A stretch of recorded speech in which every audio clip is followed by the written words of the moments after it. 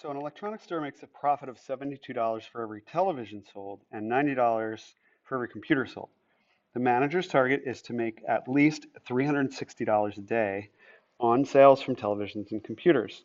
So we're going to write a linear inequality and graph it, and then find three possible solutions. And they offer the possible solutions as a multiple choice answer. So the first thing we have to do is we need to define the variables, and you can see that they use S and P here. 72S, 90P they have written there, right?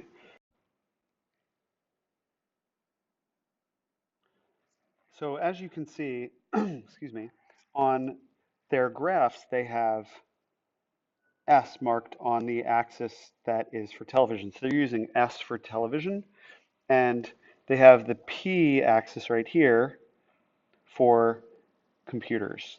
Um, Not sure why they're choosing to do that, but maybe they just want us to be able to differentiate which ones are we using for which. And if you see that they're using television on the same axis as S, that means television is S. So we're going to define the variables, and we're going to say let S equal the number of televisions sold and let P equal the number of computers sold. And I'm actually going to shrink this down. I don't know why it's quite so big. Just give me. All right, so then the idea becomes writing the S variable with the amount that you earn for each television on it. And so that would be 72S. And then add to that, how much do you make for each computer? Well, they're making $90 on each computer. And that needs to be, they want to make at least 360. So that amount that you get, this is what we've written here, is the amount of money that you get on the two items, the 72 for each television and the 90 for each. I'm sorry, I used C and I should use P, my mistake.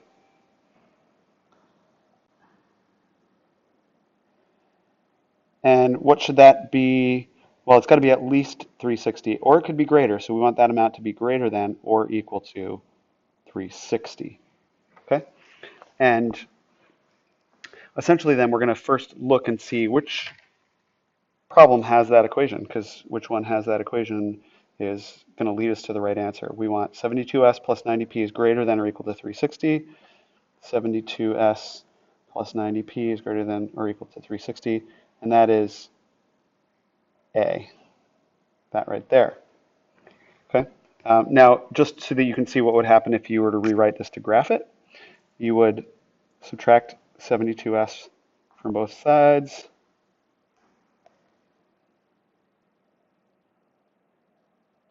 And then you would get 90P greater than or equal to negative 72S plus 360. And then dividing both sides by 90, because that's the number that's in front of P, which we're treating as Y, because that's on the Y-axis in the graph, minus 72S divided by 90 plus 360 divided by 90. And what do we get as a simplified equation? We get P is greater than or equal to, this simplifies by dividing by 9, 9 times 8, actually 9 times 8 is 72. So we can actually, instead of dividing by 9, we're going to get two even numbers. We can divide by 18. But watch, if I divided them both by 9, I would end up with negative 8 over 10S. But that actually can be simplified further. So I'm going to erase that and say, well, that can simplify down to actually negative 4 over 5. So I'm going to erase that. Continue to simplify until we get negative 4 over 5S plus, and this simplifies to 4. So this is really the line that we're seeing graphed. And which one has that graphed? Well, we have a y-intercept of 4. Here it says plus 4 at the end, so it should be crossing at 4. And so that's going to eliminate all but A and B. And notice that Even before we decide which side it's shaded on, we see it says or equals. So we want one that's got a solid line. And that's this one. It's got to be or equals. And anyway, P has to be greater or equal. That means everything above the line. So that fits with what we already knew, that it's going to be A. And so A is our answer. And we will box that out. And I'll just put a box around this to show the equation that we graphed. And we're done. Oh, no, we're not done. Sorry. Because it asks us to also identify three possible solutions. So once we know that that's the graph, we got to say, okay, let's just be sure that those solutions are in there. 5, comma 2, yep, that's in the shaded area. 3, comma 3, yep, in the shaded area. 1, comma 4, yep, in the shaded area.